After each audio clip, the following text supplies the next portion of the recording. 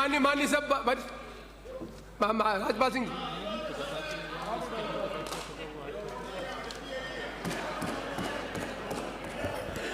Rajpal Singh ji please. अध्यक्ष महोदय, अभी मेरे को यूनुस खान साहब कह रहे थे कि लंच यहाँ फ्री है, स्पीकर साहब दे रहे हैं, सीपीए दे रही हैं। एक बहुत बड़े इकोनॉमिस्ट पैदा हुए जिनको नोबेल प्राइज मिला मिल्टन फ्राइडमैन। उन्होंने 1975 में एक किताब लिखी अध्यक्ष महोदय, जिसका नाम था मोटे तौर पे कि लंच फ्री नहीं हो सकता। लंच कभी फ्री नहीं होता। उस लंच का पेमेंट किसी न किसी को करना होगा, चाहे किसी भी रूप में करे। इस दुनिया में कोई भी चीज, प्रकृति ने आपको सब कुछ चीजें दी हैं, लेकिन दुनिया में भगवान ने भी आपको फ्री नहीं दिया। मैं अगर सांस ले रहा हूं तो मेरे हिस्से की सांसें कम हो रही है।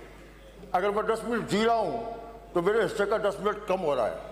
लेकिन हमने क्या किया सर, हमने जो जनता ने हमको चुन के भेजा, तो हम ट्रस्टी थे स्टेट के एक्स्ट्रा करके।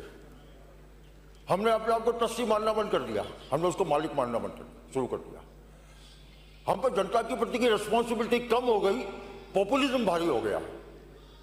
मैं जब 1990 में पहली बार चुनाव जीतकर यहाँ पर आया, तो जनता दल के घोषणा पत्र में 10,000 रुपए की कर्ज माफी का घोषणा था। अगर हम राज में आते हैं 10,000 रुपए की कर्ज माफी करेंगे। माननीय भैरू सिंह साहब यहाँ मुख्यमंत्री हुआ करते थे। मैंने उस कर्ज माफी का विरोध किया और मैंने यहां तक कहा कि आपको राजस्थान का सिंह कहते हैं लोग, और राजस्थान के सिंह ने राज में आने के लिए सरकार के पैसे से वोटों का सौदा किया है। लेकिन बाद में ये चीज तो बढ़ती गई। हम तो 10,000 की कर्ज माफी कर रहे थे, 2018 आते आते तो ये कर्ज माफी 2 लाख रुपए की होगी। ये 2 लाख रुपए की कर्ज माफी हो गई। हमको लगता है हम तो दाता है, हमारा और जनता के बीच का संबंध दाता और दीन का हो गया। वो हमसे मांगे, हम उनको दें। हमारे यहाँ पर नेता कहने लगे आप मांगते मांगते थक जाओगे, मैं देते देते नहीं थकूंगा। कौन सा मुख्यमंत्री अपने घर से पैसे लेके आया है? जो मांग रहा है हमें फ्री लंच दे रहा है, लंच खिलाने के लिए नहीं। तो दोबारा ऐसी स्थिति पैदा हो जाए कि मांगे नहीं। मांगने से जनता को मुक्त कैसे किया जाए, ये चुनौती हम सबके सामने है। हमने जनता को मांगने वाला बना दिया, और इसीलिए कारण ये हुआ कि होते सर, मैं एक और चीज कहना चाहता हूं कि बाद के अंदर क्या हुआ, आपका एफडी पहुंच गया सर। मैंने आपको पढ़ा था कि आपने भाषण दिया, तो रिफॉर्म से पहले आपका फिस्कल डेफिसिट पहुंच गया 4.5%, 5%, चाहे बीजेपी हो चाहे कांग्रेस हो, चाहे भैरू सिंह साहब का राज हो या किसी और का राज हो, 4.5%, 5% के एफडी पहुंच गया आपका कर्जा और जीएसडीपी का रेशो लगभग आधा 50% का लगभग आपका कर्जा हो गया जीएसडीपी का। और लगातार फिस्कल डेफिसिट को बुरी चीज नहीं है। आमतौर पर लोग क्या कहते हैं फिस्कल डेफिसिट हो गया, फिस्कल डेफिसिट हो गया। फिस्कल डेफिसिट की क्वालिटी क्या है? फिस्कल डेफिसिट का सबसे बड़ा कंपोनेंट अगर रेवेन्यू डेफिसिट है तो फिस्कल डेफिसिट पाप है। और फिस्कल डेफिसिट में अगर रेवेन्यू डेफिसिट नहीं है तो ये विकास ग्रोथ का इंजन है। गरीब का विकास करने के लिए, प्रदेश का विकास करने के लिए हम कर्जा लेके आगे बढ़े, लेकिन हमारा क्या हाल, हमारा रेवेन्यू डेफिसिट जो था, हमारा रेवेन्यू डेफिसिट चल रहा था उस वक्त में आपके फिस्कल डेफिसिट का 33% पैसा तो रेवेन्यू डेफिसिट में जा रहा था। ये जितना मैं कर्जा ले रहा था उसका 33% से ज्यादा तो मेरी चाय पीने में खर्च हो रहा था, मेरे खाना खाने में खर्च हो रहा था। ये ऐसी स्थिति जब पैदा हो गई तो हमने कोई एफआरबीएम राजी नहीं लाए सर, हमारी इच्छा से नहीं लाए।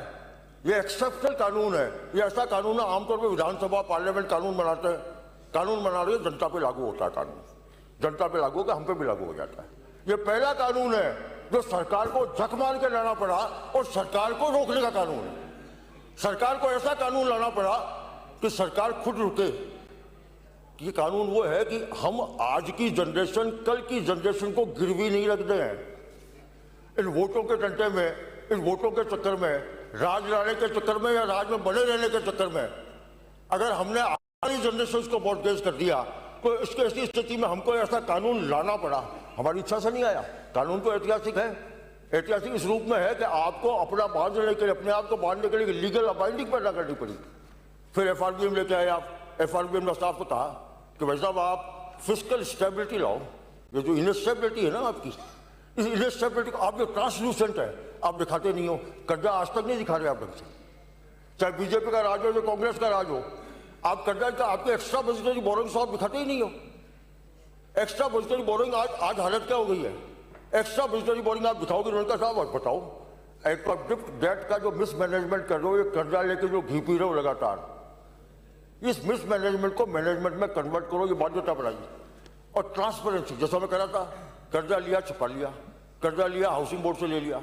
डिस्कॉम का कर्जा किसके माथे पे है? डिस्कॉम का कर्जा हमारे माथे पे है। जेडीए कर्जा लेते किसके माथे पे है? वो सरकार के माथे, छुपाना चाहते हैं हम।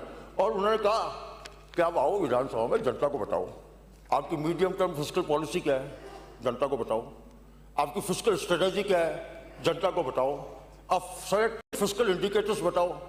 आप ये बताओ कि आपका आरडी फाइनेंस कमीशन बेचारा कहता कहता थक गया, रेवेन्यू डेफिसिट को जीरो पे लाओ, रेवेन्यू डेफिसिट को जीरो पे लाओ। आज भी हमारा रेवेन्यू डेफिसिट जीरो पे नहीं है, आज भी रेवेन्यू डेफिसिट को जीरो करने में मीलों दूर है। उन्होंने कहा फिस्कल डेफिसिट को 3% पे लाओ, आप कर्जे के पूरी कोशिश होने के बावजूद, एफआरबीएम एक्ट आने के बावजूद हम 3.9% पे ही हैं।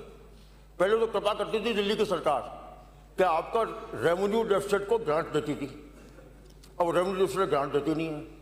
तो आपकी जिम्मेदारी क्या थी, इस सदन की जिम्मेदारी, चाहे कांग्रेस चाहे चाहे बीजेपी, जिम्मेदारी क्या थी? हमने वादा किया जनता से गरीबी से बाहर लेके आएंगे, हमने वादा किया जनता से राजस्थान को विकास करेंगे। विकास करने का पैसा कहाँ आपके पास? विकास की बातें करने से विकास नहीं उसका, चाहे भारतीय जनता पार्टी का राज आया चाहे कांग्रेस का राज आया।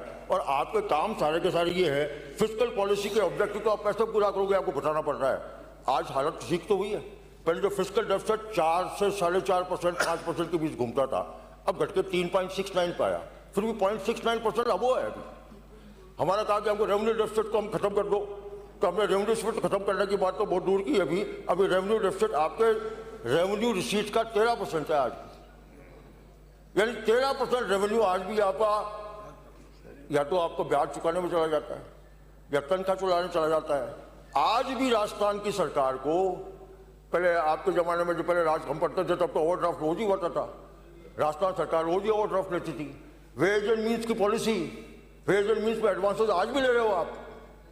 अब वेज एंड मीन्स के एडवांसेस अगर आप आज भी ले रहे हो तो सरकार को नहीं पता, एक दुकानदार को पता होता है कि मुझे यूनुस खान को परसों पेमेंट करना है, तो परसों पेमेंट करना तो जूली साहब से कल पैसा आ जाएगा, तो परसों में यूनुस खान को पेमेंट कर दूं, मुझे ही पता होता है, इस सरकार को पता नहीं, इस सरकार को कभी नहीं पता होता। इसीलिए वेज एंड मीन्स के लिए एडवांस लेते जाते हैं हम योजना की घोषणाएं विधानसभा में करते हैं, ताली हमारे यहाँ के बजट का मतलब बजट घोषणा, बजट भाषण, वो बजट भाषण हमारा है।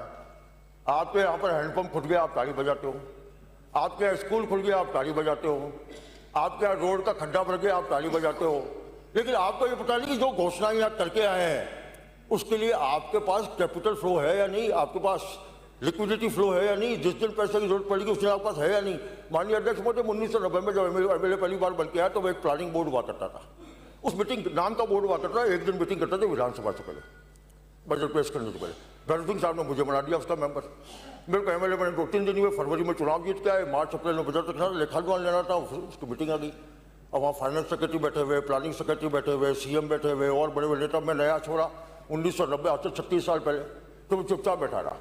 मीटिंग होती गई, शाम हो गई, शाम होने भरत सिंह साहब ने मुझे कहा कि तो बोल, तो मैं 2-3 चीजें उनसे पूछी सर, और उन्होंने कोई भी काम आपने वहाँ पर हम करके नहीं आए थे। मैंने पूछा ये कैपिटल आउटपुट रेशो निकाला क्या? वैसा छोड़ा, उनका कैपिटल आउटपुट रेशो निकाला नहीं।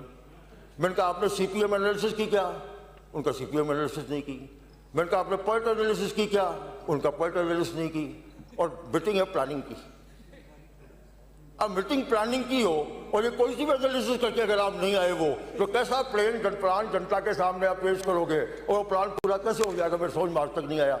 हम राजस्थान कैनाल कब तक बना रहे हैं साहब? उसका नाम बदलता कि इंदिरा गांधी कैनाल हो गया, फला हो गया। हमने कहा 2 साल 3 साल 5 साल 10 साल पूरी कर देंगे। हमारे देशों की पूरी जमाने निकल गई, देखते देखते पूरी नहीं हुई। कारण क्या है? कौन जिम्मेदार है? सबसे बड़ा जिम्मेदार है सदन, जिस सदन के को जनता ने चुन के भेजा, जिनको आप ये वादा करके आए कि राजस्थान को विकास के रास्ते पर ले जाएंगे, जिनको आप ये वादा करके आए कि हम राजस्थान को प्रगतिशील प्रदेश के वहां पर जाके खड़ा कर देंगे। मैं ये कहना चाहता हूँ, आप जो कहते हैं RBI के गाइडलाइंस की बात कर रहे थे भैया, अभी आज की तारीख में हम राजस्थान पहले ही और प्रदेशों के मामले पिछड़ा हुआ है। राजस्थान को 1 नंबर 2 नंबर 3 नंबर का स्टेट नहीं है। हम गुजरात से पिछड़े हुए हैं, महाराष्ट्र से पिछड़े हुए हैं, कर्जे में आ गए। कर्जे में पंजाब और वेस्ट बंगाल के आसपास आ रहे हैं। 250 लाख करोड़ रुपए का कर्जा तो राजस्थान की सरकार के ऊपर है। अगर मैं गारंटी लोन को और स्टेट के डेट को जोड़ लूं तो, और मैं आज कह के जा रहा हूं अध्यक्ष महोदय, अगले चुनाव तक हम गारंटी लोन को अगर जोड़ देते हैं तो हम 10 लाख करोड़ के कर्जे के नीचे होंगे राजस्थान वाले लोग। मैं किसी पर आरोप नहीं लगाना चाहता कि गहलोत साहब के राज में लिया गया या भैरव सिंह साहब के राज में लिया गया या भजन लाल जी के राज में लिया गया। ये हाउस जिम्मेदार है। इस हाउस को चुनते तो सरकारी मंत्री हो, सरकारी जिम्मेदार है। और FRBM एक्ट ने आपकी नाक पर नकेल बनाने के लिए कानून लाए, आपको ही लाना पड़ा। अब इससे बड़ी क्या चीज, ये इससे बड़ा एक्सेप्टेंस फेलियर का क्या हो सकता है? इससे बड़ी स्वीकारोक्ति अपने आप को फेल होने की क्या हो सकती है कि आपको ये मानना पड़े कि मुझे काबू करने की जरूरत है। कानून आप तब लाते हो, समझाते हो, बुझाते हो, मानता नहीं आज। Other two speakers are there. Sorry, मुझे एक और एक्ट दे दिया sir. Except you now only brief FRBM का वायलेशन के बाद जो गवर्नमेंट ऑफ इंडिया ने विदाउट ब्याज लोन देने का सरकार को दिया है, उससे हम आप राजस्थान को कैसे आगे बढ़ाएंगे? सर हम मेरा एक प्रिंसिपल है, FRBM का वायलेशन हमें एक्सप्लिसिट क्लॉज है हमारा। पहले जिस दिन हम कानून लाए उस दिन एक्सप्लिसिट क्लॉज लिया है। यानी आपका कमिटमेंट तो यही दिखता है उस दिन, जिस दिन आप कानून लेके आए, एक्सप्लिसिट क्लॉज लेके आए। जो कानून आपका है, आपका बनाया हुआ है, चाहे जो बदल होता है राज के अंदर, तो हाँ पक्ष जो हाँ में, हाँ पक्ष में जो हाँ कहे, ना में वो ना कहे, जिसका हाँ पक्ष वो कानून बनाता है। ये आप एक्सप्लिसिट कानून लाए जो आपको डर था इस बात का, आपको चिंता थी कि आप इनकेपेबल हो। आप केवल पॉपुलिज्म पर चलते हो। आपकी सुपरवाइजरी नेग्लिजेंस है, आपकी एक्स्ट्रा ब्यूरोक्रेटिक डिपेंडेंस है। ये आपकी एक्स्ट्रा ब्यूरोक्रेटिक डिपेंडेंस और राज से चिपके रहने की आदत, इसने राजस्थान का और हिंदुस्तान का जितना नुकसान किया है, मैं समझता हूं हिंदुस्तान के दुश्मनों ने नुकसान नहीं किया होगा। इस हाउस में बैठे बैठे लोग क्या बजट भाषण की चर्चा करते हैं? या हाउस में बैठे बैठे लोग ये कहते हैं मेरी कॉन्स्टिट्यूंसी में क्या हुआ, मेरे डॉक्टर लगाया नहीं है। उसको ये चिंता नहीं है जिसको मैं वादा करके आया था तेरी गरीबी को दूर करूंगा, जिसको मैं वादा करके आया था मैं तेरे रोजगार दिलाऊंगा, जिसको मैं जनता को ये वादा करके आया था राजस्थान को हिंदुस्तान के सबसे अगले वाले पायदान पर मैं खड़ा करूंगा।